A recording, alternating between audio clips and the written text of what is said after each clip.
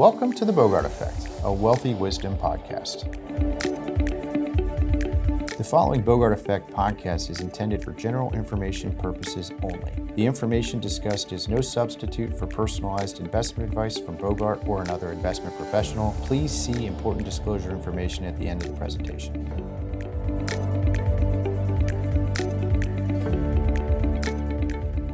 Hey, good morning. Welcome to the BOGART Effect. James Bogart, I've got Chaz with me.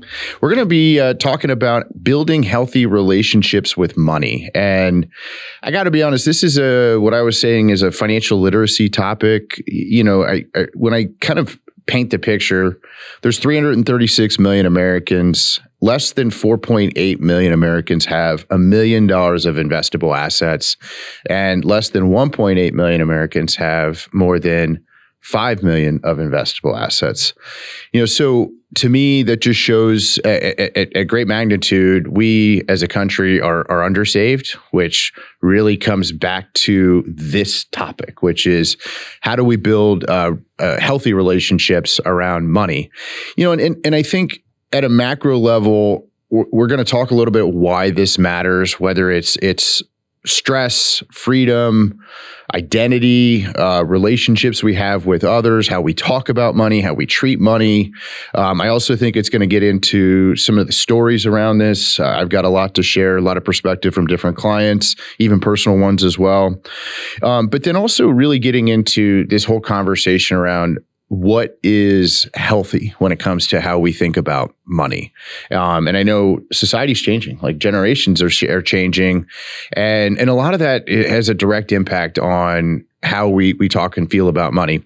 You know, and part of what I want to do when we talk is kind of break it into this accumulation phase of life and then also the deaccumulation phase. And what I mean by that is, you know, when you're younger and you're building your resources and you're increasing your income, you know, a lot of the emphasis and content is around save.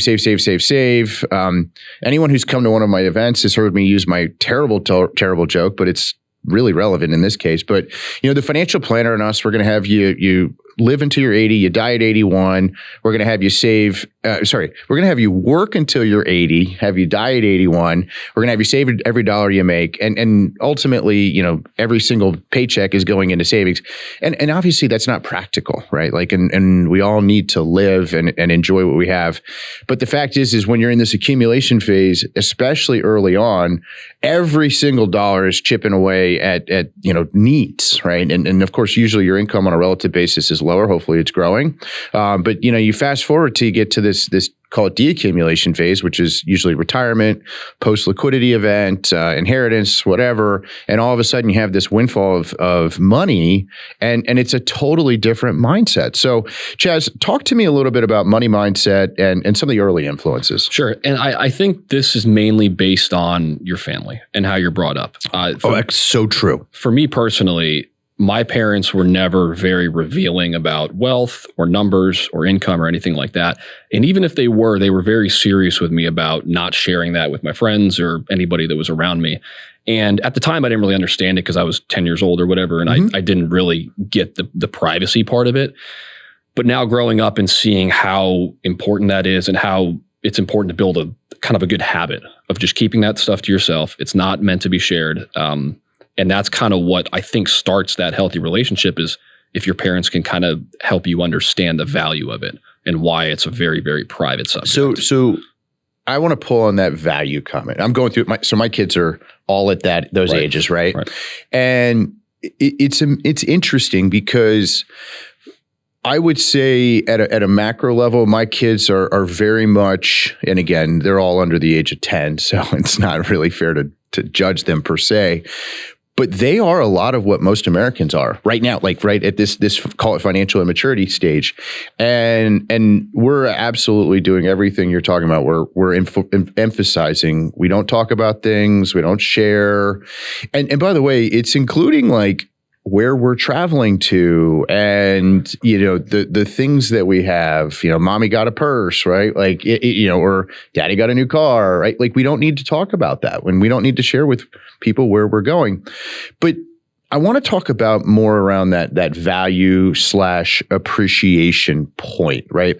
And so like a lot of what my wife and I are doing with our kids is doing these currency translations, right? And so it's at a very early age, enforcing to them like money isn't endless, right? Like we can't just buy everything that we want, which, you know, I'll say this. Growing up, I had kind of the duality where my parents were divorced. And so I actually saw the hardship, the struggle on the economic side. And then I saw what I would say very different lifestyle was like, all within my own home.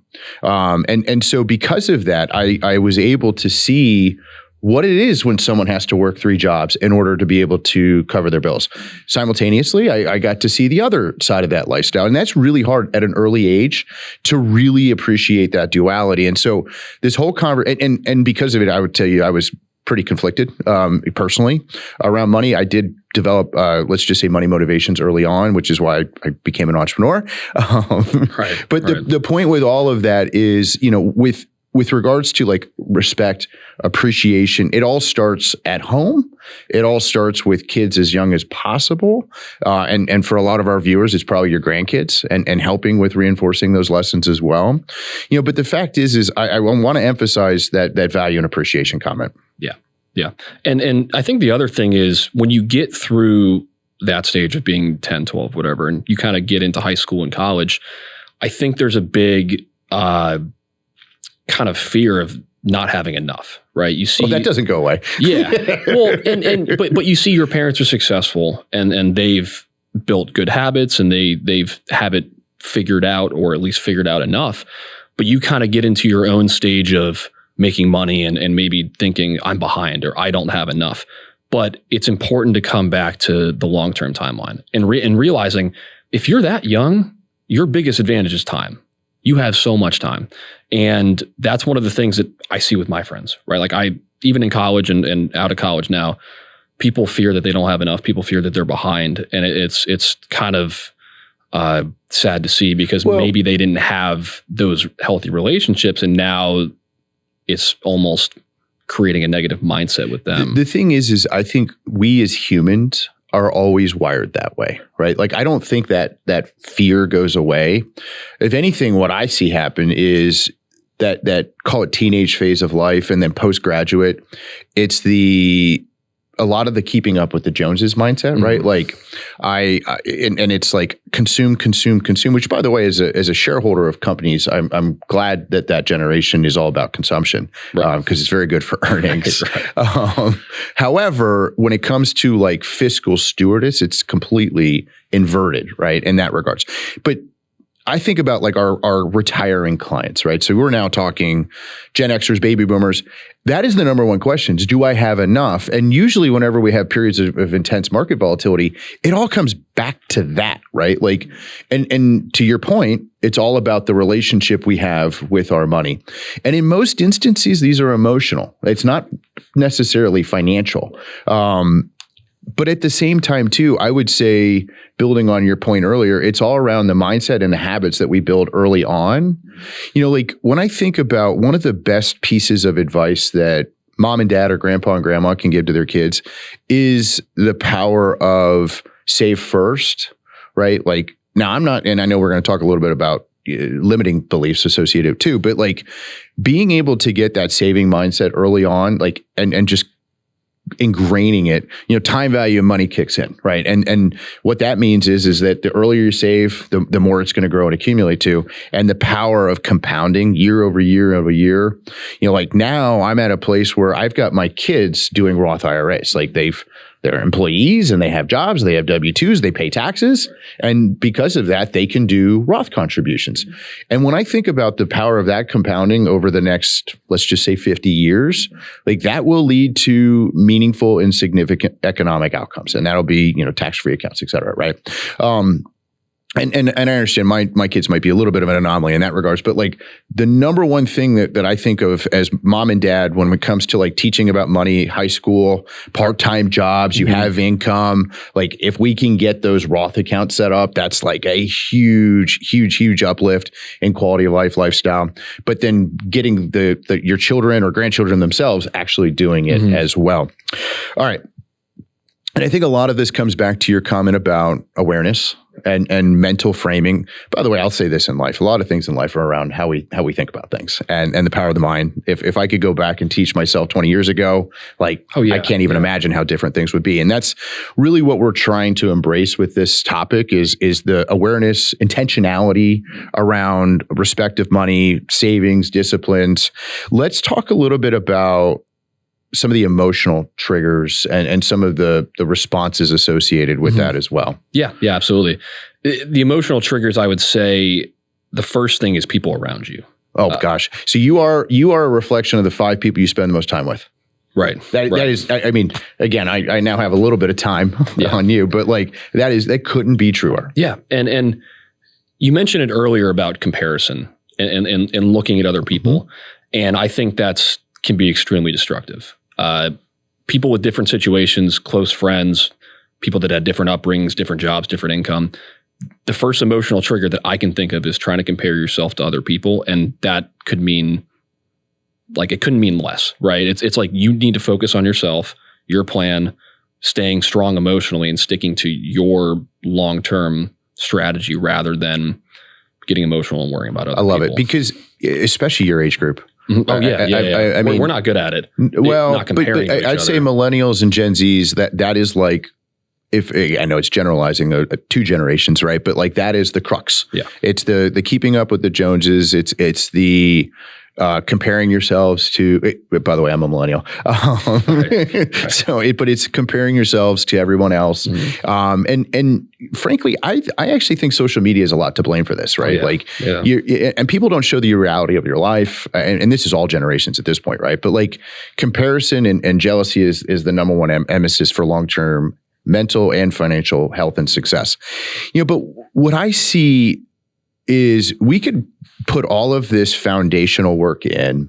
We could develop a really, really healthy mindset and structure, budgeting, fiscal discipline, and then all of a sudden something happens, right? And it could be stress, it could be boredom, it could be actual personal relationship issues, and then everything blows up, right? Yep. All of that stewardship and governance that we built, it's out to wayside. Yep. And I think it's really imperative for each and every one of us respectively to understand what our triggers are. Yep. For me, stress, right? I fully own that, right?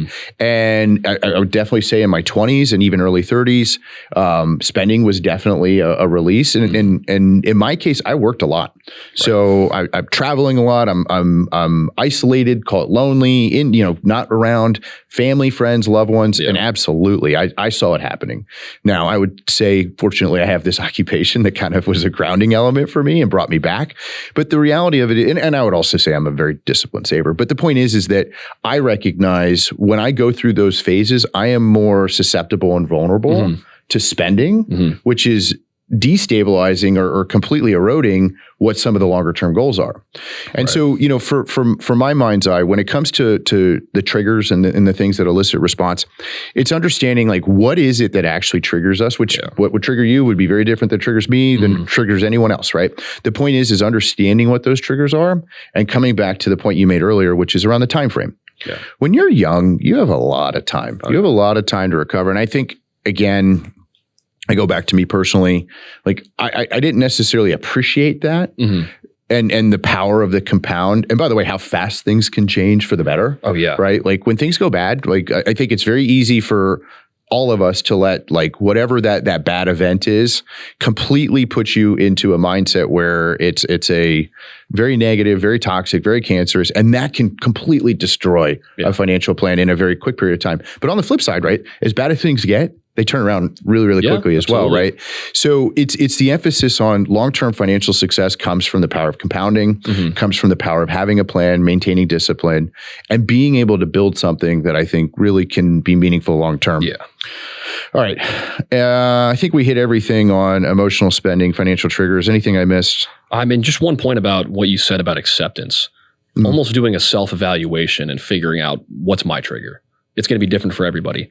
I think if people can figure that out, the quicker they can figure that out, the quicker they can avoid a destructive event, a destructive spending event, a meltdown, slippery slope, snowball, whatever that may be. You're absolutely right. But what that made me think of is things are inevitably going to happen that are not to plan, right? Like it could be a health issue, it could be a car issue, a roof issue. I think part of it is making sure you understand that is really almost natural. It's going to happen. It's going to happen, and making sure that it doesn't cause further, let's say detriment. Yeah. I think related to it though, like when you understand your spending, I personally really love to categorize what is a discretionary expense versus what is an essential expense. And certain things categorically, by the way, it's subjective, right? Like what you might consider discretionary, I might consider an essential, and vice versa. And this comes back to that comparison comment, right? Like having a new BMW every 3 years or Mercedes or whatever isn't an essential expense. Right. Now you might say, well, I might say it is, but that's where I think a lot of the emphasis around that, it comes back to like the just comparison component, right? But when things go bad, or we go through a tougher period of time, leaning heavily, like I think when we started this business, it was not good, right? Like period, the end, and very hard financially. The full reset that my wife and I had to go through, I mean, we literally sold pretty much everything we owned at the time to launch the business. And I called it the ketchup and ramen phase, right? Like where, now by the way, it wasn't that bad, but like it was just a very intentional exercise around what we were spending. And it was an absolute reset because we went from, one level down to, almost 30% of what we were. And it's this itemization of this is an essential expense. We have to spend the money here. And then of course, things kept happening that were not like to plan, but it was coming back to that root element of this is what we have to do. And I'll say this, right? That was 10 years ago, and how different my life is coming back to that how quickly things can change. Yeah. Like 10 years ago, I was at that phase, whereas I would say I'm at a very different phase right now. And it comes back to the core underpinning of being very fiscally responsible when I absolutely had to do it, tighten the belt as fast as I could. And then on the other side of it, it's like, okay, now we can start to let that level of appreciation happen. I did like this comment that you put in here on having, I think having a financial plan is imperative, regardless of the age frame that you're in, and directly integrated in that plan is around our spending.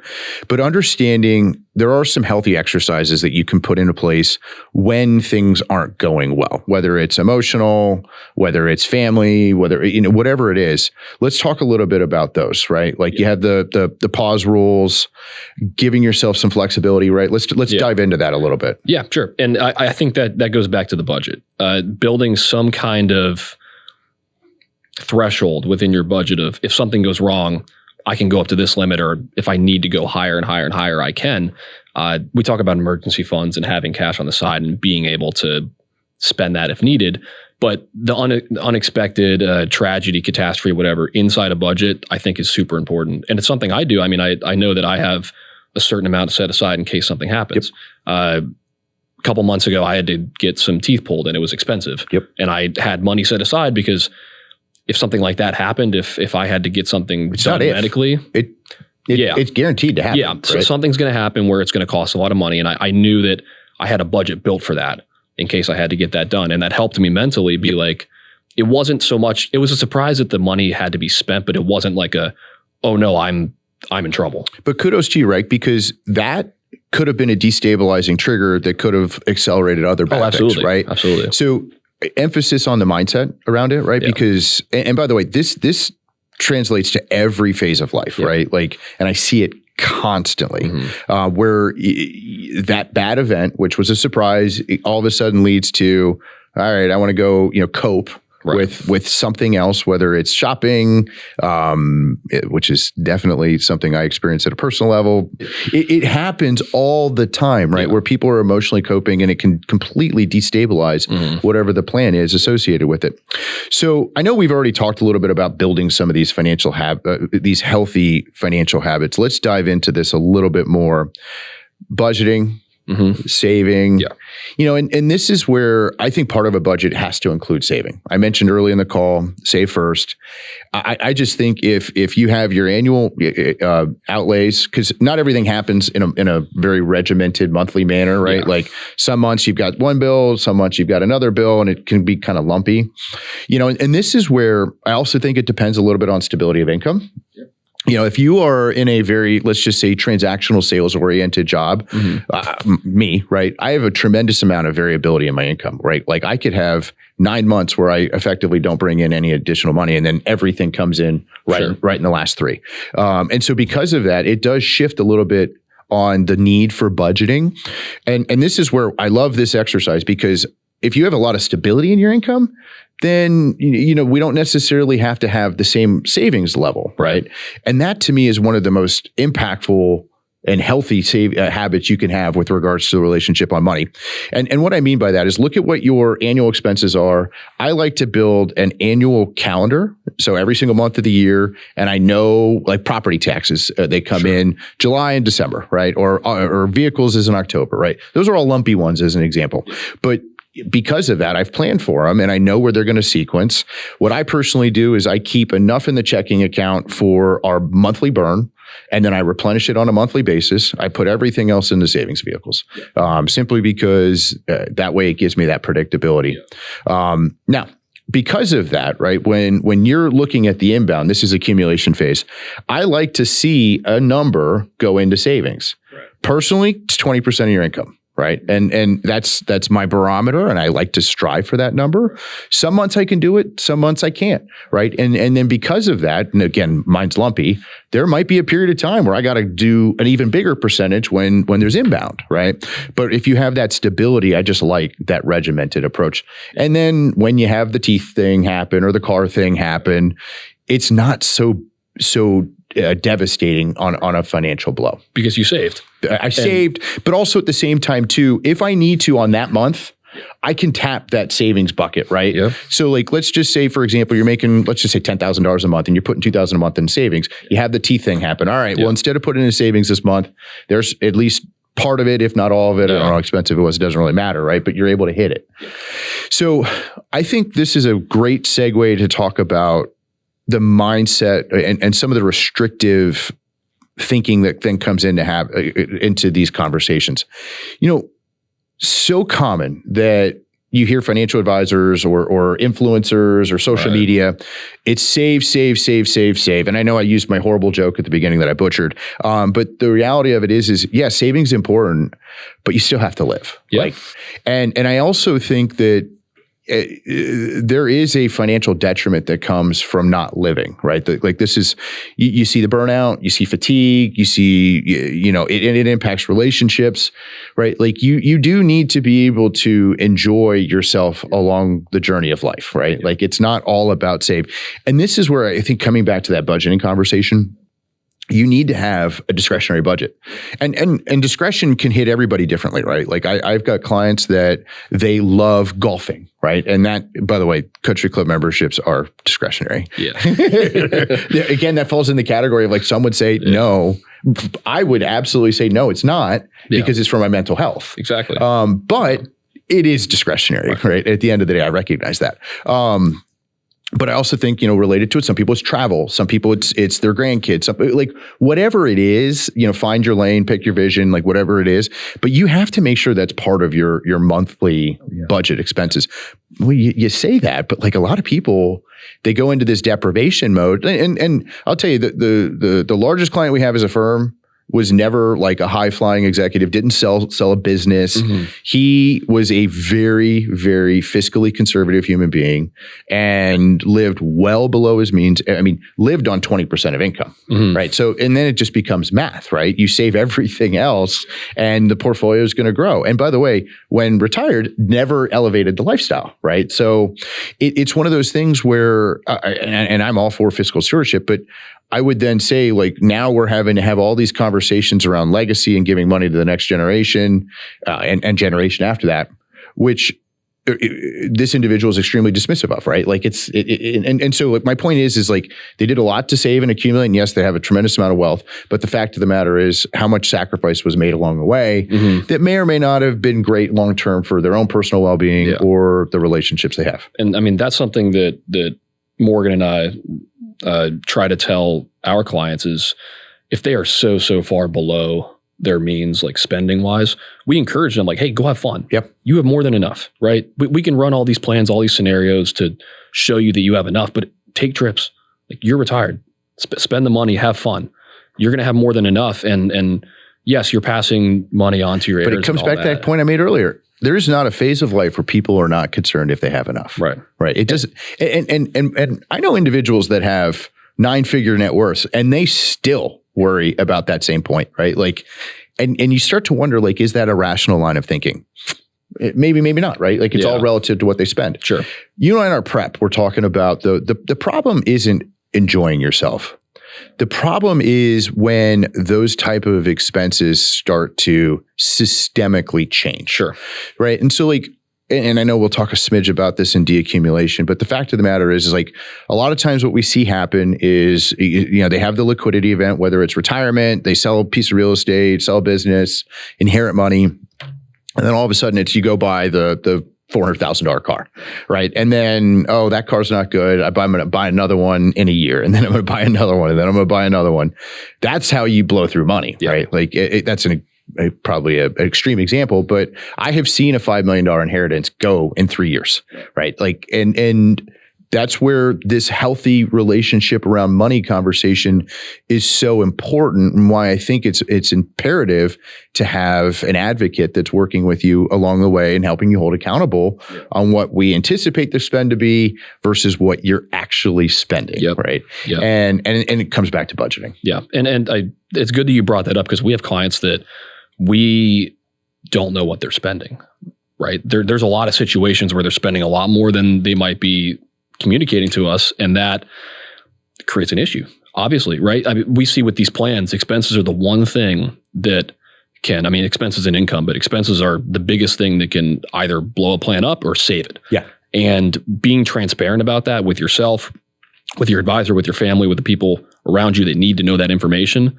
is part of building that healthy relationship. Well, and obviously I know we're biased, but like a financial advisor's job is to help you solve your problems. Yeah. And I think a really good advisor puts themselves in a position to anticipate what your problems are going to be at some point in the future, if not perpetually in the future.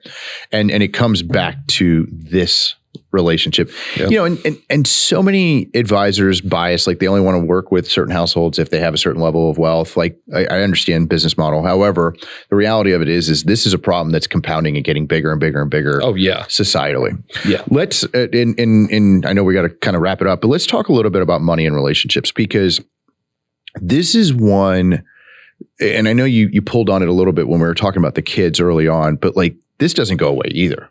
I have seen money totally destroy marriages. I've seen money totally destroy friendships, and I do kind of have this mindset, and this is a personal opinion where I'm very private now about it.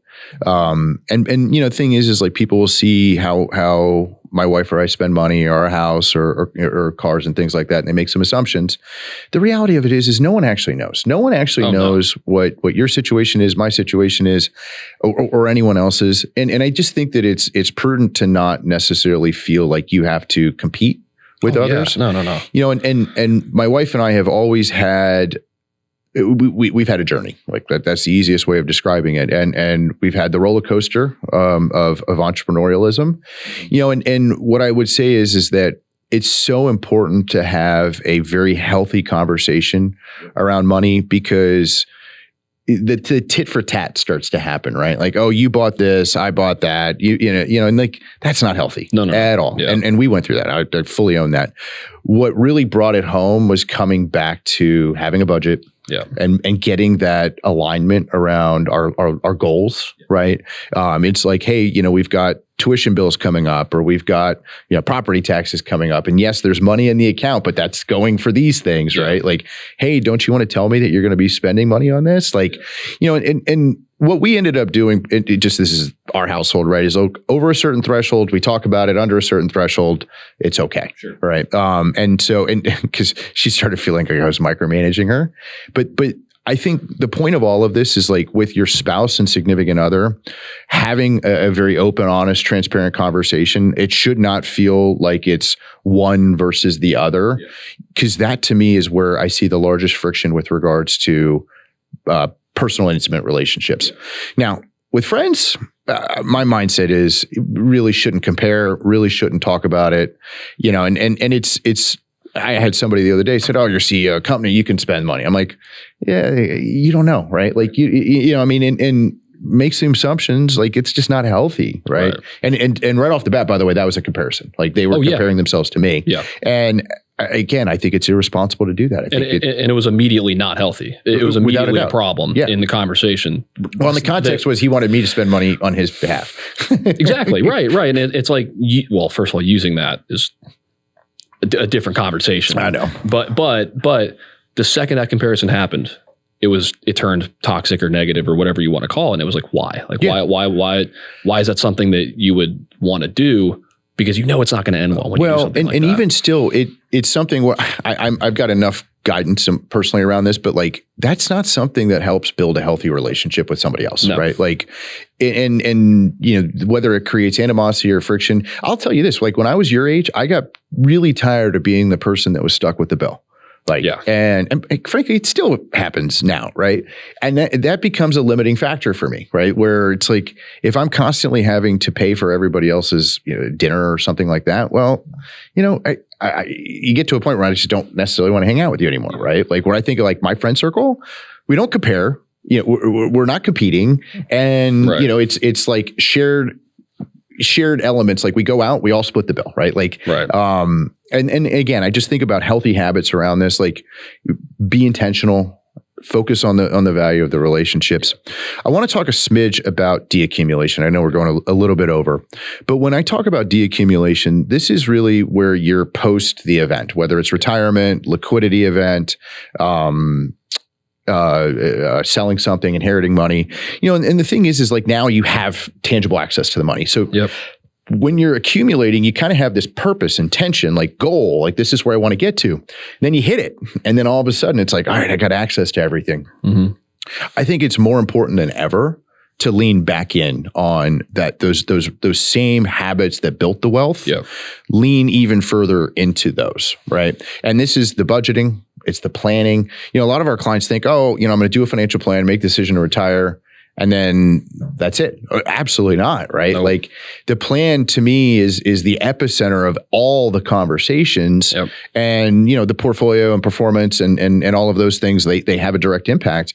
But at the same time too, the spending does as well. And just because you now have access to the money by no means that we should just go spend it all recklessly. We come back to the plan. We come back to why we did this and why we built it. And I think if anything, that's where this healthy relationship around money truly starts to demonstrate itself. I will frequently say, we don't know what actually someone spends in retirement until about 18 months in, right? Like because when you're young, when you're in accumulation phase, you're usually working, your time's limited, right? You don't have the ability to do whatever you want, right? In terms of like time value, right? So like you're kind of pigeonholed roughly to what your spending is just based on the availability of time. Now, all of a sudden you're, let's just say retired or post liquidity, and you got to figure some stuff out. Like how are you going to spend your time? And is it travel? Is it golf? Is it hobbies? Like all those things start to chip away at the same dollars. Yeah. And I mean, that's also why we do annual updates of the plan. Have to. Because we need to check in. We need to know the spending. We need to know, are there any big one-time purchases, houses, boats, cars, whatever that may be. And if it starts to get unhealthy or it looks like, hey, this isn't going to work long-term, that's where we got to come back to, hey, you worked so hard to save this money, to actually get access to this money. Keep that same mindset. Bingo. Keep that same mindset that you had while you're working. It shouldn't, like you said, shouldn't change just because now you have liquidity. Now you have access to that money. It doesn't change just because you can hold it. Bingo. No, and it comes back to all the points that we're talking about. Be intentional, have a plan, have a budget, continue to work it. Things are going to happen along the way, but the reality of it is that if you stay rooted in the fundamentals, things are going to work out. Hey, thanks, Chaz. This was a great podcast. Appreciate it. If you have any questions, you feel free to reach out to any one of us at Bogart Wealth. Thank you. The previous presentation by Bogart Wealth was intended for general information purposes only. No portion of the presentation serves as the receipt of or as a substitute for personalized investment advice from Bogart Wealth or any other investment professional of your choosing. Different types of investments involve varying degrees of risk, and it should not be assumed that future performance of any specific investment or investment strategy or any other non-investment related or planning services, discussion, or content will be profitable, be suitable for your portfolio or individual situation, or prove successful. Neither Bogart Wealth's investment advisor registration status nor any amount of prior experience or success should be construed that a certain level of results or satisfaction will be achieved if Bogart Wealth is engaged or continues to be engaged to provide investment advisory services. Bogart Wealth is neither a law firm nor accounting firm, and no portion of its services shall be construed as legal or accounting advice. No portion of the podcast content should be construed by a client or prospective client as a guarantee that he or she will experience a certain level of results if Bogart Wealth is engaged or continues to be engaged to provide investment advisory services. Copies of Bogart Wealth's current written disclosure brochure and Form CRS discussing our advisory services and fees are available upon request or at www.bogartwealth.com.